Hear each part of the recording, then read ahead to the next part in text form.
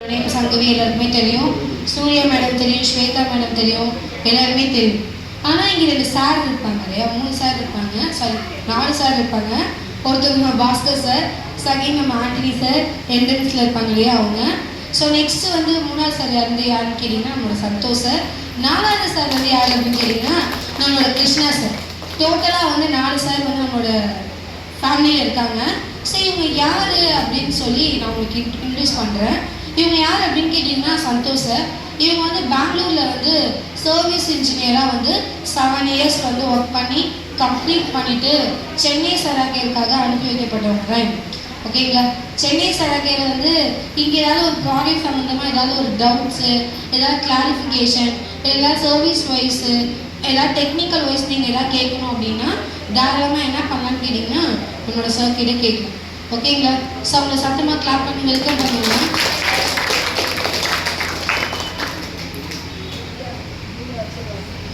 அப்பா அம்மா எல்லாருக்கும் வணக்கம்.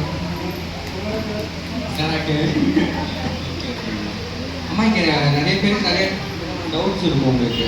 ஓகேங்களா, மேட்டை பற்றி, ஸ்டீமர், அப்புறம் போட்டான்கள், 9 பார் 3 பார், அப்புறம் நம்ம வாட்டரை பற்றி ரொம்ப அதிகமான டவுட்ஸ் உங்களுக்கு இருக்கும். இதெல்லாம் கரண்ட் இருக்குமா இருக்காதா?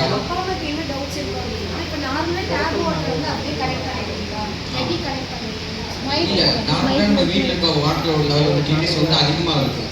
170 மேலே இருக்கும். அவ்வளோ நிறைய வந்துருக்கு. டிடிஎஸ்னால் டோட்டல் சால்ட் டிசால்வ்னு சொல்லுவாங்க.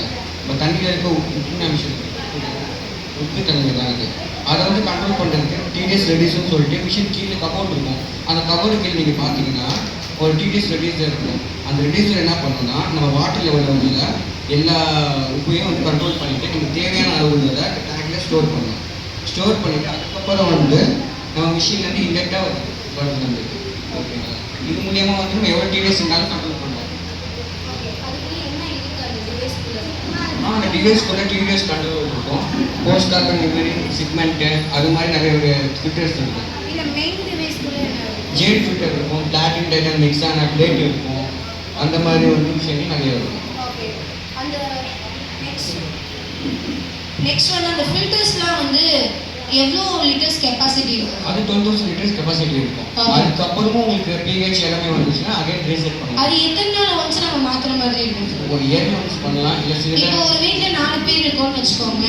அந்த டிடிஎஸ் அந்த ஃபில்டர்ஸ் வந்து எவ்வளோ நாள் நம்ம வச்சுக்கலாம்? இப்போ ஒரு வீட்டை ஃபிக்ஸ் பண்ணுறோம் அப்படின்னா 2 ஃபில்டர்ஸ் இருக்கும் இல்லைங்களா? இப்போ 4 பேர் இருக்கிற ஃபேமிலிக்கு எவ்வளோ யூஸ் பண்ணலாம்? இப்போ 4 பேர் 8 பேர் அப்படிலாம் எதுவும் கிடையாது. ஒரு நாளைக்கு குறிப்பிட்ட லெவல். இப்போ சில பேர் 20 லிட்டர் எடுக்கிறாங்கன்னா அவங்களுக்கு எப்படி 1.5 வருஷம் அந்த அளவுக்கு ஃபில்டர் ஒர்க் ஆகும். இப்போ ரீசெண்டாக பக்கத்தில் ஒருத்தவங்க இன்ஸ்டால் பண்ணிட்டு வரேன். அவங்க வந்து பட்டேல் ஃபேமிலி. அவங்களுக்கு ஒரு நாளைக்கே வந்து 90 லிட்டர்ஸ் எடுக்கிறாங்க. ஸோ அவங்களுக்கு ஏன்னா அவங்க ஃபேமிலியில் டோட்டலாக எத்தனை பேர் இருக்காங்கன்னு கேட்டிங்கன்னா ஒரு 15 பேருக்கு மேலே இருப்பாங்க. துளசி பட்டேல் அம்மான்னு சொல்லிட்டு. ஸோ அவங்க ஃபேமிலியில் வந்து ஒருத்தவங்க 3 லிட்டர் தண்ணி குடிப்பாங்க அப்படின்னா 15 பேர் எவ்வளோ குடிப்பாங்க? 30 லிட்டர். அது போக சமைக்கணும். அந்த அத்தனை பேருக்கும் வந்து குக்கிங் பர்பஸ்க்கு அவங்க கலெக்ட் பண்ணுவாங்க இல்லையா? அப்போ ஒரு நாளைக்கு கம்பல்சரி அவங்க வந்து 50 லிட்டர் கிட்ட வந்து எடுப்பாங்க. 90 லிட்டர் நான் கணக்கு கூட 90 லிட்டர் கம்மி தான். ஓகே, 90 லிட்டர் கிட்ட வந்து எடுக்கிறதுக்கு கூட அதிகமாக சான்ஸ் இருக்கு. அப்போ அவங்களுக்குலாம் வந்து ஃபில்டர் வந்து எவ்வளோ நாள் இருக்கும்? அவங்களுக்குலாம் 3 months 4 months இருக்கும். ஆனால் அவங்க தண்ணி நல்லா இருக்கு.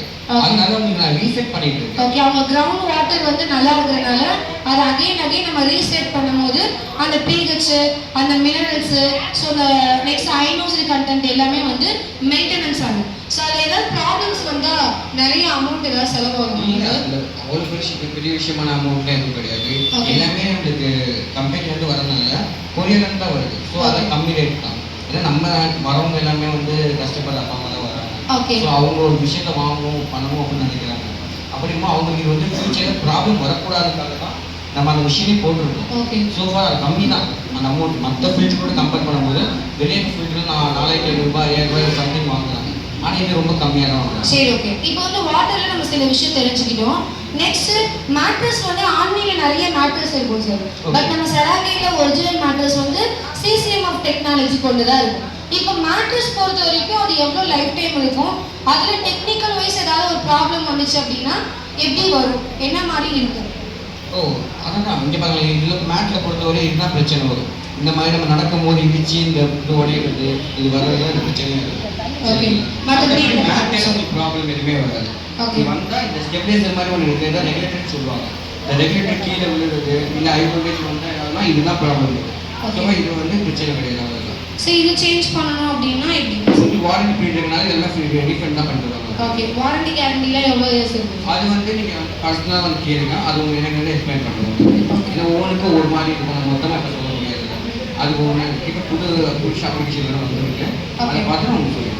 ஓகே இதே மாதிரி டெக்னிக்கல் வைஸ் ஏதாவது ஒரு கரண்ட் தெரப்பியா, சரி எவ்வளோ வோல்டேஜ் வந்து செலவாகும் அது சொல்லுங்க சார். வோல்டேஜ் நார்மலாக டியூப் லைட்டுக்கு என்ன வருதோ அந்த வோல்டேஜ் தான். இப்போ நம்ம விஷயம் வந்து 25 மேட் கிட்ட எல்லாமே சேர்த்து ஒரு 30 மிஷின்ஸ் இருக்குது. அப்படி பார்த்தா நம்ம கரண்ட்டுக்குள்ளே ரொம்ப கம்மியாக தான் வருது. அந்த ஃபேன் தான் அதிகமாக வருது, நம்ம ப்ராடக்ட் கம்மியாக தான் வருது. ஓகே மற்றபடி இதுக்கு வந்து 0 வோல்டேஜ்.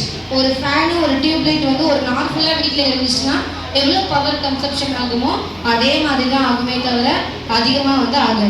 இந்த மாதிரி டெக்னிக்கல் சம்மந்தப்பட்ட ஏதாவது ஒரு கொஷின்ஸ் இருந்துச்சு அப்படின்னா தாராளமாக என்ன பண்ணலாம், நீங்கள் சந்தோஷ் சார்கிட்டையோ இல்லை கிருஷ்ணா சார்கிட்டையோ நீங்கள் தாராளமாக கேட்கலாம். ஓகேங்களா? So thank you so much.